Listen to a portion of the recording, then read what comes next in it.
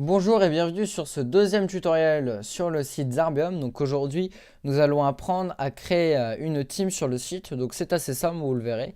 Et une grosse personnalisation est présente, donc il y a de quoi s'amuser. Donc là, on est sur la page principale du site. On va glisser notre souris sur notre utilisateur, donc vidéo qui a été créé dans la dernière vidéo. On va descendre sur Create a Team, donc on peut créer une seule team par utilisateur. Ensuite, vous avez un chargement relativement long, suivant votre connexion ou votre puissance d'ordinateur. Donc là, ensuite, vous avez un petit tutoriel qui est généré par un algorithme. Donc, vous pouvez cliquer sur Terminer si vous n'en avez pas besoin. Donc ensuite, là, vous avez une page de team qui est déjà préconstruite. Donc en fait, ça se présente comme ça. Donc About Us, donc ça veut dire à propos de nous. La discussion de la team, donc un bloc de commentaires. Donc le nombre de membres, etc. Les jeux et les derniers matchs. Votre photo de profil de team, le fond d'écran de la team. Donc nous, ce qui va nous intéresser pour l'instant, c'est tout ça. Bon, après, je vais vous montrer comment créer de nouvelles choses, mais dans cet épisode-là, je ne vais pas vous montrer vraiment la grosse personnalisation qu'il y a derrière, mais il y a beaucoup de choses que vous pouvez faire. Donc ce qui est important, vous pouvez virer tout ça, mais ce bloc-là, si jamais vous le supprimez, votre team se fera supprimer par un administrateur ou un modérateur du site web parce qu'elle ne sera pas conforme. Et de toutes les façons, voire vous-même, vous la supprimerez parce qu'elle ne servira à rien. Parce que ceci est obligatoire pour une team, sinon elle ne peut pas rejoindre de tournoi, ne peut pas faire de match. Donc en gros, c'est une team fantôme qui se fait supprimer généralement en moins de 3 jours sur le site. Donc ensuite, si jamais votre utilisateur est détecté comme créateur de team fantôme, donc juste pour embêter les administrateurs, votre IP peut se faire bloquer, vous n'aurez plus accès à Zarbium. Donc là, nous allons nous attarder sur le bloc About Us. Donc tous les blocs sont entièrement personnalisables, on a juste à cliquer sur le petit crayon.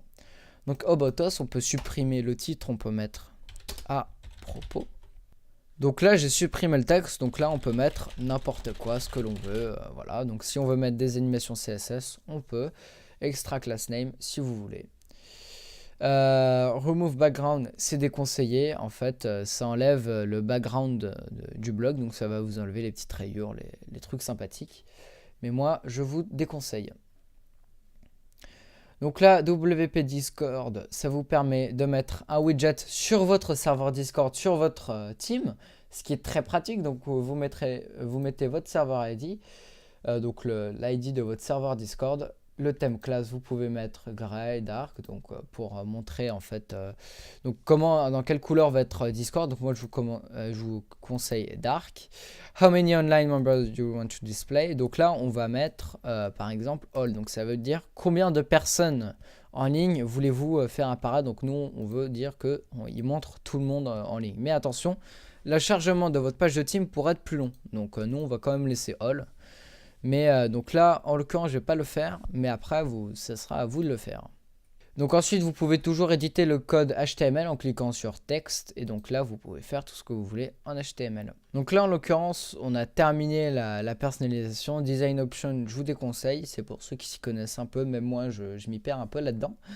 Mais c'est pour les blocs CSS. Mais je vous déconseille quand même. Si jamais vous le faites mal, ça peut rendre très moche. Donc ensuite, on va cliquer sur sauvegarder les modifications.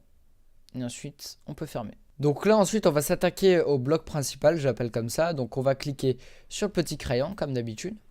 Donc là, on peut éditer tout simplement les infos de notre team, ce qui est obligatoire lorsque vous créez une team.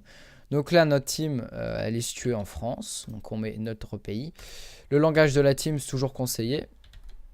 Donc on met French. Donc la date de fondation de la team, vous pouvez mettre, donc nous par exemple, imaginons qu'elle a été créée en 2016, donc on va mettre, je sais pas moi, le 01, on va la mettre en février 2016. Donc le link numéro 1, donc ça par exemple, ça va être le lien vers votre site web de votre team. Donc là, nous on va laisser Zarbium. Biosocafi, vous pouvez mettre votre lien PayPal si jamais les gens veulent vous mettre veulent vous faire un don. Donc ensuite link test 3, donc là après vous pouvez mettre jusqu'à 5 textes comme ça. Donc vous mettez un texte, ensuite vous mettez un lien, voilà, normal. Ensuite nous on va sauvegarder les modifications, on va pas faire plus de choses là dessus. Ensuite, on va aller glisser notre souris sur l'onglet Games. Donc ensuite, ça nous affiche Game Blocks. On va mettre le petit crayon. Donc là, c'est très important. Donc là, on peut mettre jeu si on veut. Donc là, vous allez cliquer sur les cases auxquelles les jeux vous jouez. Donc attention, il faut avoir le jeu, la version officielle et non craquée.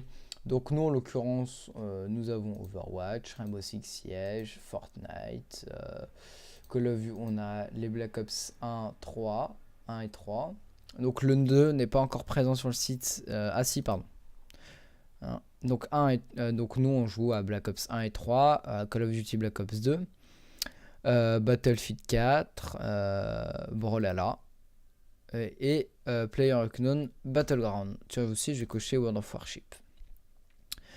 Donc là, on a cliqué sur tous les jeux auxquels notre team joue. Donc par exemple, s'il y a quelqu'un dans notre team qui joue à Counter-Strike, on peut cliquer sur Counter-Strike, mais c'est généralement quand il y a plus de 2 personnes qui jouent à Counter-Strike dans votre team que vous pourrez cliquer sur Counter-Strike. Après, c'est à vous de voir dans votre organisation qui va jouer à quoi dans votre team. Donc moi, je joue pas à Counter-Strike, donc je vais décocher. Donc ensuite, on sauvegarde les modifications. Donc là, ensuite, ça nous affiche tous les jeux auxquels on joue sur le côté. Donc ça, tout le monde pourra le voir.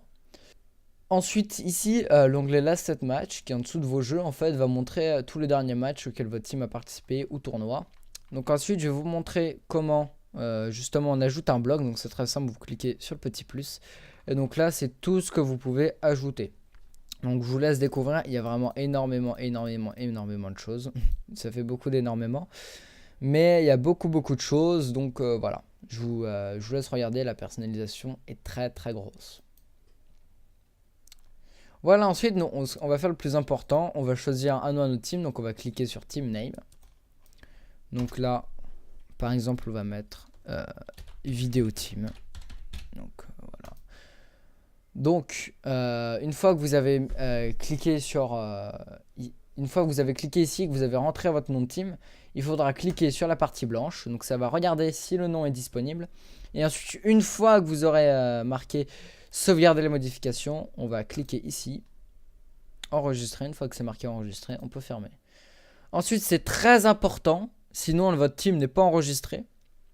On va cliquer sur publier, juste là. Donc là, une fois que c'est marqué successfully updated, ce qu'on va faire, on va changer notre photo. Donc on va mettre ça.